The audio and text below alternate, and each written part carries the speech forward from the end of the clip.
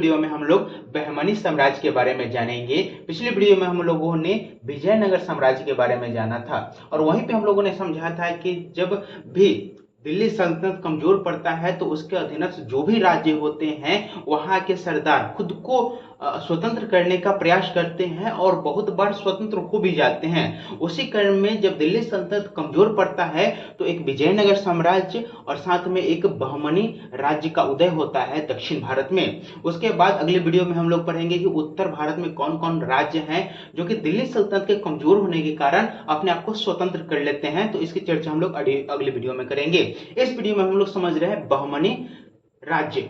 इसका आप क्षेत्र देखेंगे तो ये कृष्णा नदी है। कृष्णा नदी के ऊपर में यानी उत्तर साइड में आप देखेंगे तो बहमनी राज्य है और कृष्णा नदी के दक्षिण में विजयनगर साम्राज्य है। पिछले वीडियो में हम लोगों ने ही समझा था कि बहमनी और विजयनगर साम्राज्य के बीच में ये कृष्णा के दोआब क्षेत्र के कारण हमेशा ही युद्ध का या संघर्ष का स्थिति बना रहता था। तो समझते हैं कि बहमनी राज्य के संस्थापक कौन थे। बहमनी राज्य के संस्थापक जफर खान थे, जिन्हें हसन गंगो भी कहा जाता था।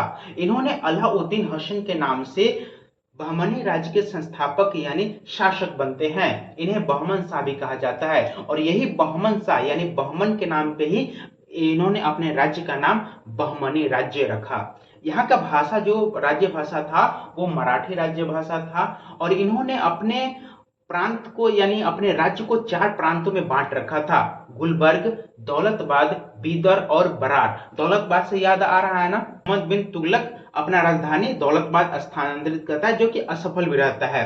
हसन गंगू के द्वारा बहमनी राज्य को 4 प्रांतों में विभाजित किया गया था ताकि वहां शासन व्यवस्था को बेहतरीन तरीका से चलाया जा सके। गुलबर्गा, दौलताबाद, बीदर और बरार ये 4 यहाँ का प्रांत जो कि विभाजित किया गया था बहमनी साम्राज्य के अंतर्गत और यहाँ पे हर एक प्रांत में एक सूबेदार की नियुक्ति किया गया था जो कि यहाँ पे देख रेख करते थे और उन्हीं के थ्रू शासक पूरे साम्राज्य पर अपना नियंत्रण रखता था। इसकी राजधानी गुलबर्गा था और ये बहुत ही सहिष्णु शासक था जफर खान यानी बहमन शाह। इन्होंने हिंदू पर से जजिया कर जो होता है उसको समाप्त कर दिया था और बहुत सारे हिंदू को अपने यहाँ प्रतिष्ठित पद भी दिया था।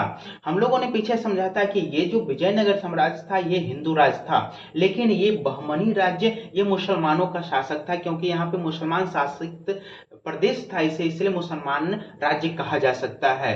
लेकिन मुसलमान राज्य होने के बावजूद भी यहाँ पे हिंदुओं को बहुत ही प्रतिष्ठित पद दिया जाता था ताकि सौहार्द और भाईचारा एक दूसरे में बना रहे।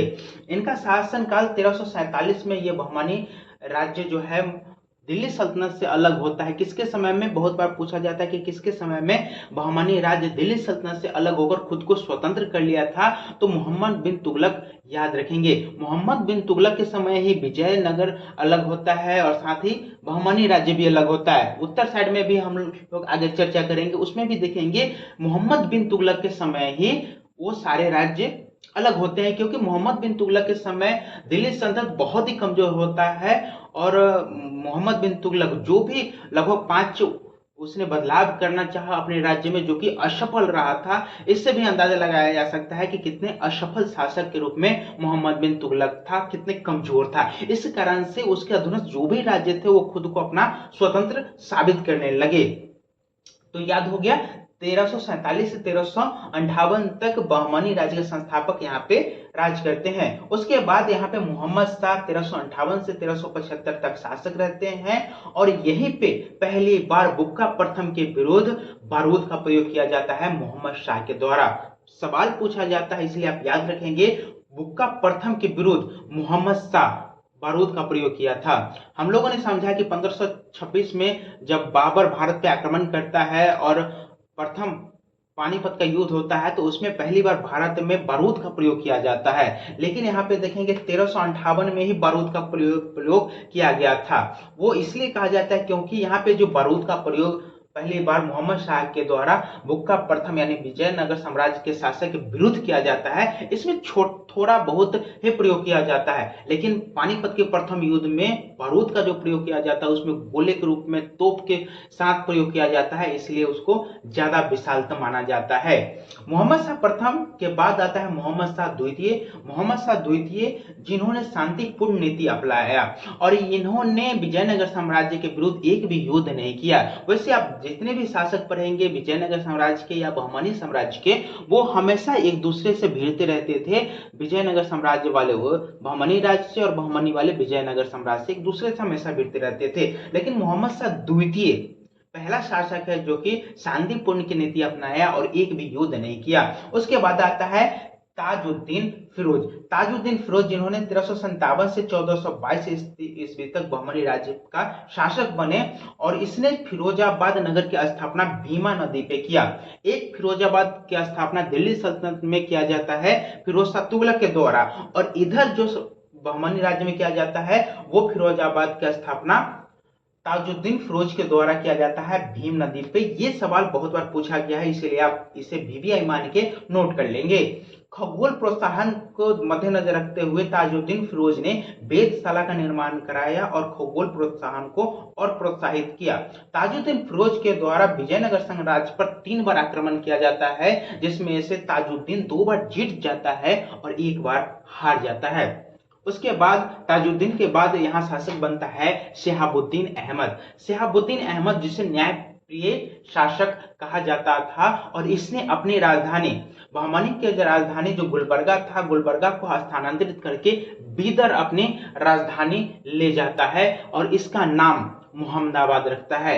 सवाल याद रखेंगे कि बीदर के नाम परिवर्तन किसने किया, मुहम्मदाबाद किसने किया, तो शहाबुद्दीन अहमद प्रथम ने, और राजधानी स्थानांतरित भी किसने किया, शहाबुद्दीन अहमद प्रथम ने। ये जो भी शासक हम लोग देख रहे हैं ये क्रम में नहीं है, इसके बीच में बहुत सारे ऐसे शासक हैं जो कि 3 महीने 4 महीने 6 महीने शासन किए हैं और उन्होंने कुछ ऐसा बेहतर नहीं किया कि उसके बारे में इतिहास में पढ़ा जा सके, इसलिए उसको स्किप करके हम लोग चल रहे हैं क्योंकि वहां से सवाल नहीं पूछा जाता है। शहाबुद्दीन प्रथम के बाद आता है मोहम्मद शाह तृतीय। मोहम्मद शाह तृतीय के समय में एक ईरानी व्यापारी जो कि पारसी धर्म को मानने वाले थे, मोहम्मद गवा आते हैं, और ये बहुत समय से लंबे समय से बहमनी राज्य में अपना व्यापार कर रहे थे, लेकिन इसमें इतनी योग्यता थी, उस योग्यता को देखते हुए मोहम्मद शाह तृतीय इसे प्रधानमंत्री बना देता है बहमनी का। किसे, महमूद गवा को।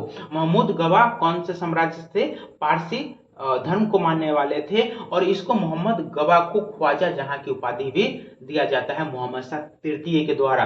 मोहम्मद शाह तृतीय के समय ही रूसी यात्री निकेतन आता है, इसको याद रखेंगे, और बहमनी साम्राज्य के आखिरी शासक कलीम उल्लाह आखिरी शासक रहते हैं। उसके बाद यहाँ पे जब ये साम्राज्य खत्म होता है बहमनी साम्राज्य, तो ये साम्राज्य छोटे छोटे राज्य में और स्वतंत्र हो जाता है, टूट जाता है, और ऐसे करके ये 5 राज्यों में टूट जाता है, 5 प्रांतों में टूट जाता है, और वहां पे अलग अलग शासक खुद को स्वतंत्र करके वहां पे अपना शासन चलाते हैं। जिसमें सबसे पहले आप इधर से विजयनगर की तरफ से देखेंगे तो ये बीजा आपको मैप में भी दिख रहा होगा, यहाँ पे बीजापुर की स्थापना किया जाता है आदिल अहमद के द्वारा।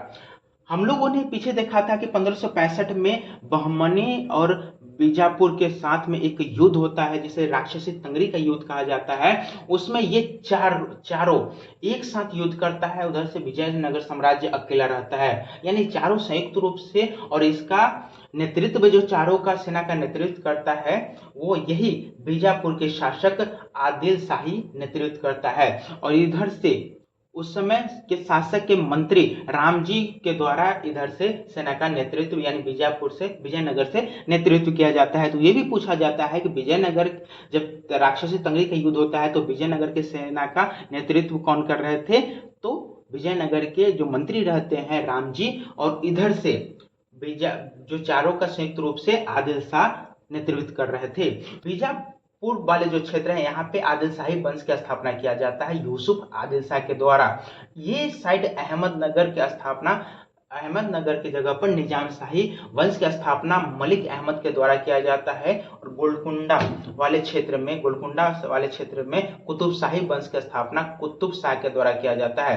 देखिए, जो नाम है उसी के अनुसार इसने अपने वंश को भी नाम रखने का कोशिश किया है। उधर बरार के देखेंगे तो बरार पे इमाद शाही वंश की स्थापना फतेह उल्लाह इमाद शाह के द्वारा किया जाता है।